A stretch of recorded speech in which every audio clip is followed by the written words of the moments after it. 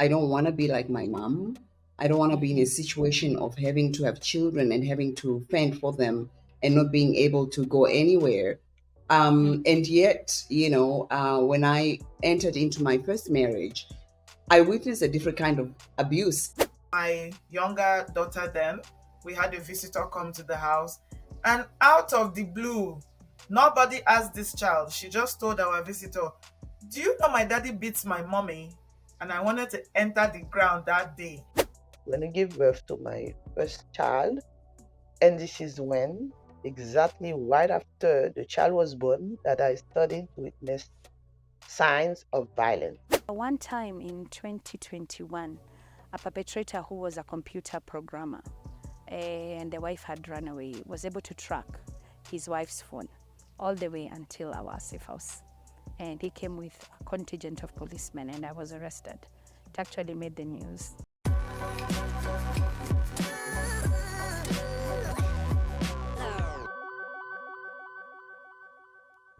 Hello and welcome to the Lolo Cynthia Show. My name is Lolo Cynthia. On today's show, we're talking about the hidden stories of domestic violence. I am putting the spotlight on successful, ambitious women who are known as power forces either at work or in their communities. But behind closed doors, they were dealing with abuse from their partners. On today's show, you're going to hear their stories of either financial, emotional, or even physical abuse. He just grabbed me by my throat. I was laying in bed. He grabbed me by the throat, threw me across the room. It was that moment where I actually saw my life flash in front of me. Our first guest on the show today is Queen Glenda, calling in from South Africa.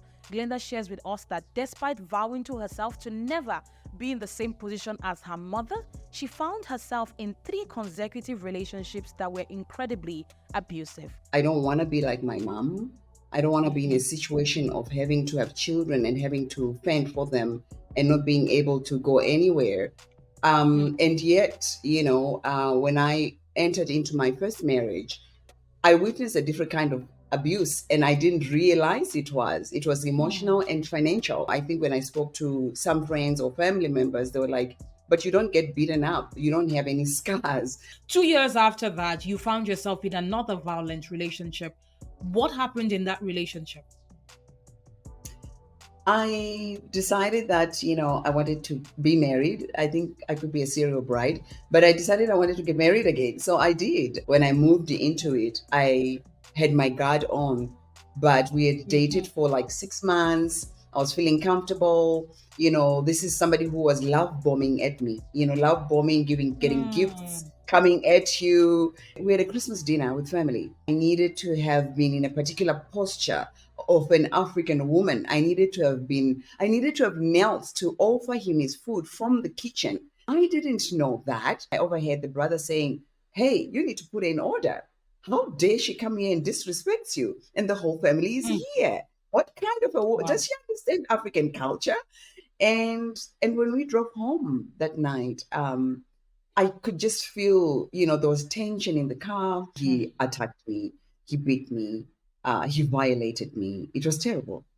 And that reality comes like a flood to go, oh my goodness, am I having a deja vu? I've seen this before. And you shared with us now that your next relationship in South Africa was also violent. What happened? I had my daughter, I had a partner who seemed so great, but he used to drink and wouldn't want to keep a job. So I was the sort of breadwinner. My brother had come to visit me that night, and my partner decided to leave to go to a bar and called an Uber. He went off, he came back, and they asked for his dinner. I said, but I'm sleeping, I'm tired, I'm going to work, in the morning. And he just grabbed me by my throat. I was laying in bed. He grabbed me by the throat, threw me across the room. It was that moment where I actually saw my life flash in front of me. And when he picked me up from where I had nearly hit the bathtub, he strangled me and nearly punched me in the face. And he said, "I will kill you." I didn't have to think twice about, I think he's drunk. That's why he said it. I knew he was going to kill me. I knew he was going to kill me. I knew it. I believed it. I believed he was going to kill me, but most importantly, because my brother was there, I knew that if somebody has no respect of another man in the house, how safe would I be when my brother is not there? I also had an 8-month-old baby. My brother came and opened the door in the house. What is going on? And he says, none of your business. And I said to my brother, I want to go to the police station that night. I went to the police station that night. I opened the case. And the police came and arrested him. They took him to the police station. And when that happened, they asked me to come back the next morning to complete any other information. That morning, when I went back to the police station, I found out that they had not recorded the incident as a case. The police officers at the police station began to work with me to say, what will happen to the child growing up without their father? How would you feel? Wouldn't you feel guilty about that? And, those things are so relevant in a country where violence is so high. And I was really disappointed. And I could see sometimes why domestic violence issues are not reported for women. Because what they go through at the police station in the system is really traumatic. It's really not supportive for them in terms of understanding how they can be helped. Our neighbors had gotten used to, hearing noise from the apartment that they stopped coming. Jesus. But that man came and the man was like, "What's happening here? Gender advocate." I never forget that day. He kept saying, "Gender advocate, what's happening here?" Next guest on the show is Blessing Timidi, a prominent Nigerian influencer in the women's rights space. Blessing shares with us that despite being famous for her work on women's rights, she was stuck behind closed doors with her ex-husband who was verbally, physically, and financially abusive for 6 years. Blessing joins us to share some of her stories and what made it difficult for her to leave that relationship. I actually did leave a couple of times. I did leave. I left one time and found out that I was pregnant again. I left another time, this time with all the kids. And then after like 3 weeks of being out, I ran out of funds. And so I came back. Are you going back to this relationship because you want to have a family unit, or it is simply because of the financial dependence on this man that you are unable to break away? Okay, so let me give a little first of all, it took me a while to admit to my parents that I was actually being abused.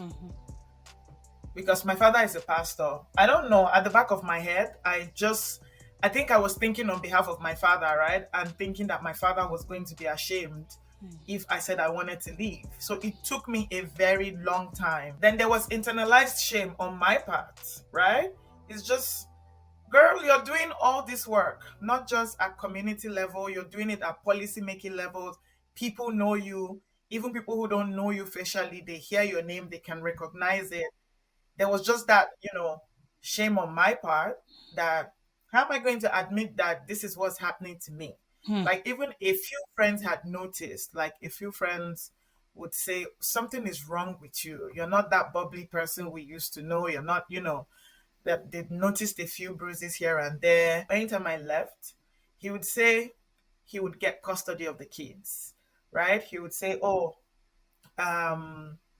we'll go to court and I'll prove it to them. I'll prove it to the court that you don't contribute anything financially. You are not capable of taking care of these children, and I'll take the children from you." Wow. And this is me who we had an agreement, for me to leave Abuja and come to Akure, despite how it would impact my own career. I was like, I was the parent at home. He beat me that night, put my things out with the children, by the way, and then he called my father. He called my father on the phone and let my father know that he had beat me. Wow. So did you ever report this to the police or your neighbors? Oh Or yes. like, Oh yes. okay. Oh yes. There was a particular time that he beat me So opposite where we lived in Akure, opposite the house, there's this allergy. The way I was screaming, the man could hear in his house. And the man came, it was the man that came in from his house to come, separate us.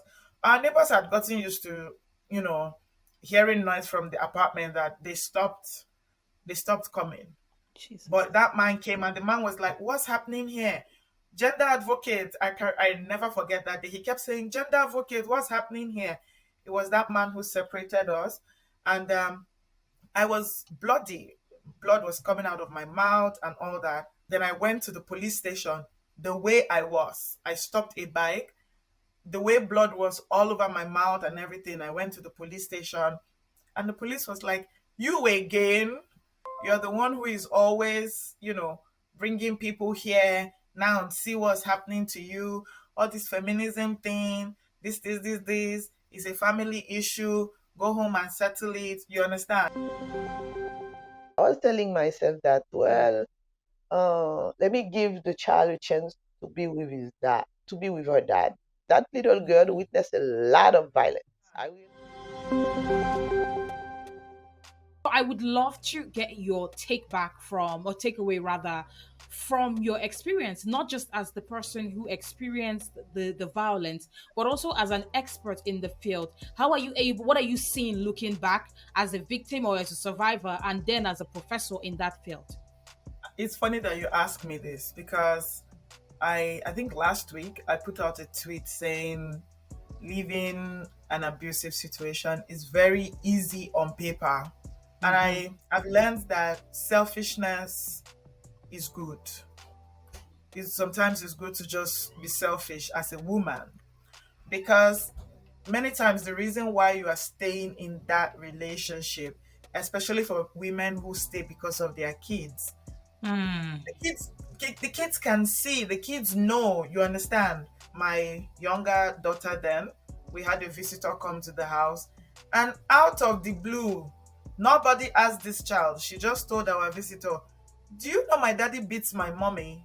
And I wanted to enter the ground that day. Like I wanted an No. earthquake to happen.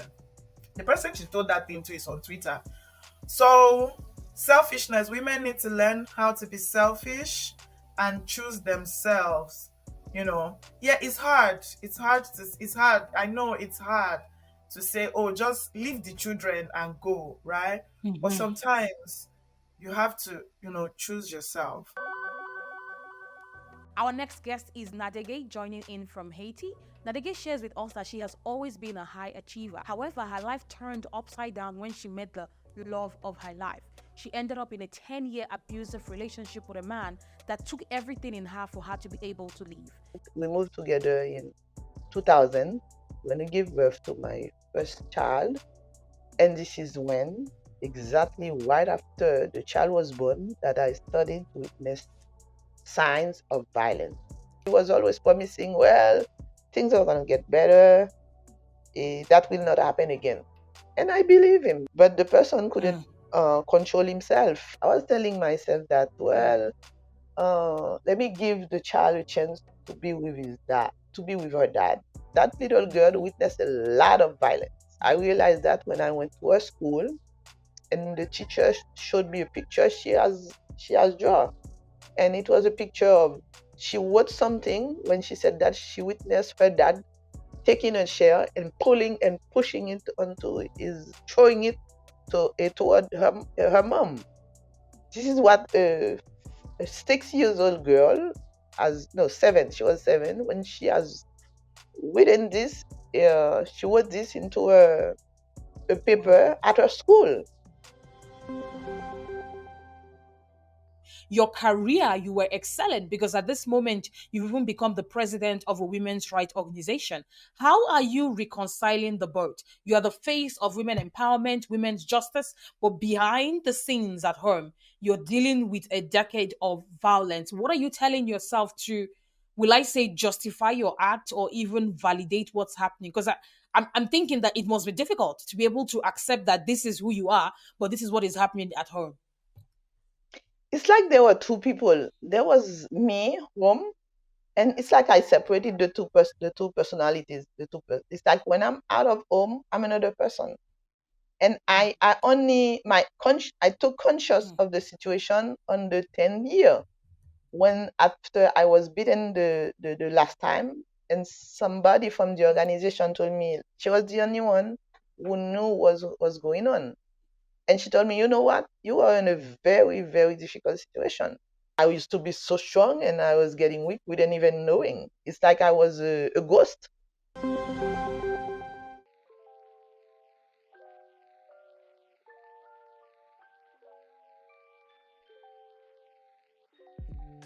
Our safe house is in a secret location simply because we do not want perpetrators. They can try and find out where is a safe house and come and see, is my wife there?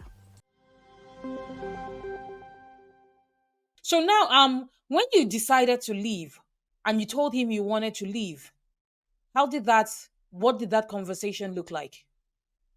On the day we were in a car, and I chose the wrong moment to tell him that I'm leaving for good this time. And he was so angry, he started to punch me. And when he started to do so, I tried to open the door in the car and to just run away. And he gripped me by my t-shirt and he even tear it off. And he said, "You're staying in the car because I need to talk to you.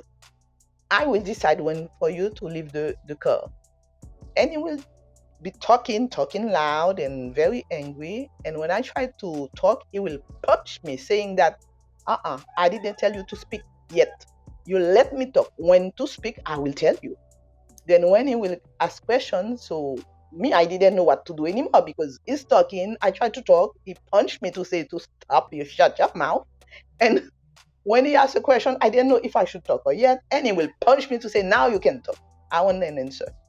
So that was the situation in the car. I was totally lost because I was getting punches and punches and punches in the head. My head was really, I feel that my You was. know that when women want to leave abusive relationship, it's even at that time that their life even gets in more danger. But as we wrap up our conversation now and you look back, what are some of the key takeaways? What would you want another young person who's probably in that situation right now to know and learn from your own story based on what you've learned about yourself looking back? First, you follow your guts. It was clear for me there, right at the beginning, something in my mind. Your mind is not crazy. Remember, I said, I will change the person.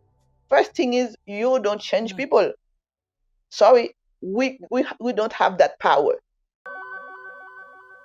Welcome back. I hope you enjoyed my interview with Naday. But I know that, we've been talking about stories of domestic abuse, and there are definitely women right now who are in those situations that want to run away. They want to escape, but they don't know how or where to go to. So in the next segment, we're going to be taking you into a women's shelter. We're going to talk to the people there for them to tell us, how and what that shelter looks like, how they run the shelter, and also tips for women who are trying to escape abusive relationships. What can they do and how can they run away in a way that ensures that their life is protected? Check it out.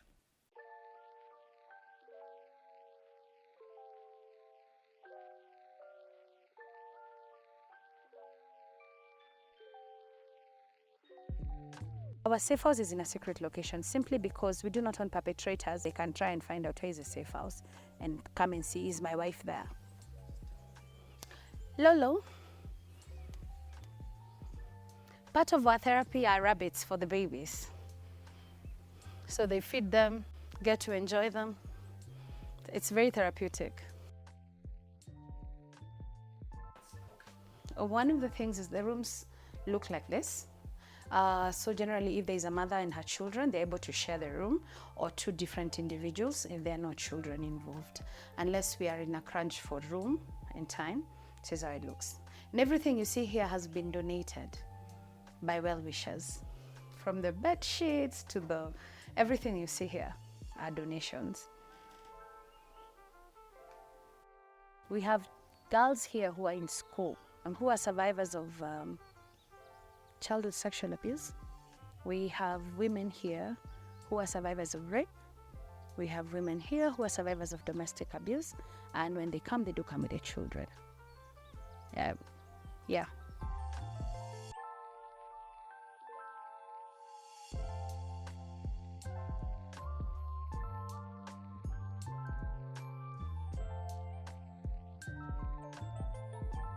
we do take away phones. We take away phones because phones are a constant reminder. People will call you and remind you you're not where you are. Okay?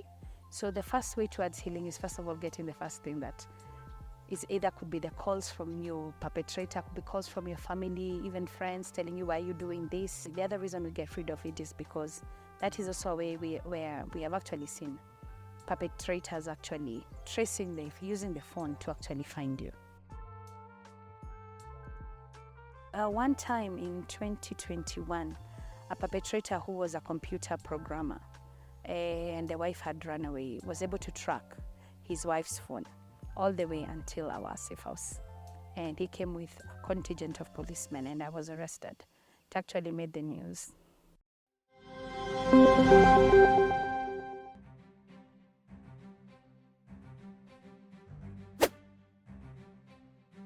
Do not let this person know that you have plans to exit.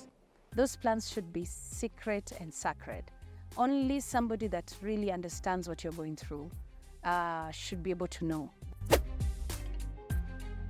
As a survivor myself, one of the things I did, or I would advise you to do, is if you know this is how this person starts when this situation, when you've lived with abuse, you know how the cycle works.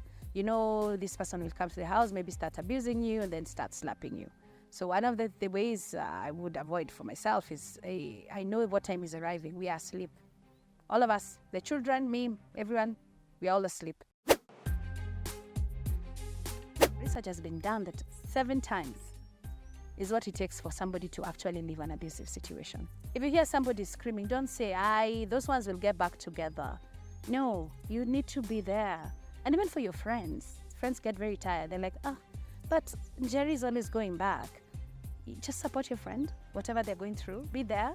If they're telling you today we are leaving, we all live together. If they're telling you we are coming back, we all come back together. But don't leave her because it doesn't look how you want it to look.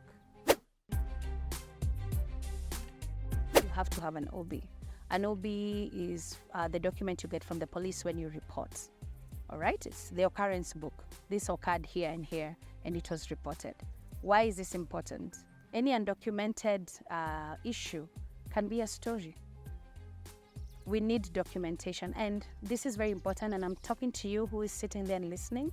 The only way we can ever prove that domestic abuse has actually happened to you is by reporting. I know it's horrible, and the thought of going to the police to tell them this happened to you, already you're feeling violated, but how else can we ever prove that these things happened to you? We've seen cases where people didn't report, and people knew this person was going through abuse, and then there was a reactive abuse where maybe this person came to you with a knife and then you defended yourself, maybe you threw the knife at them and then they died. How will you ever prove that this person actually used to abuse you? So I need women to document the abuse that they go through. Go to the police and just get that OB. It's important. It is the only way. Take pictures as proof that this has happened to you. Well, that brings us to the end of today's conversation. I hope you really enjoyed it. To the women who came on our show to share their stories of triumphs, thank you so much for doing that. We're really grateful for your vulnerability and for your transparency. I know that your stories will inspire everyone who is watching the show today. Again, thank you so much for watching today's show. My name is Lolo Cynthia, and I'll see you next week. Bye-bye.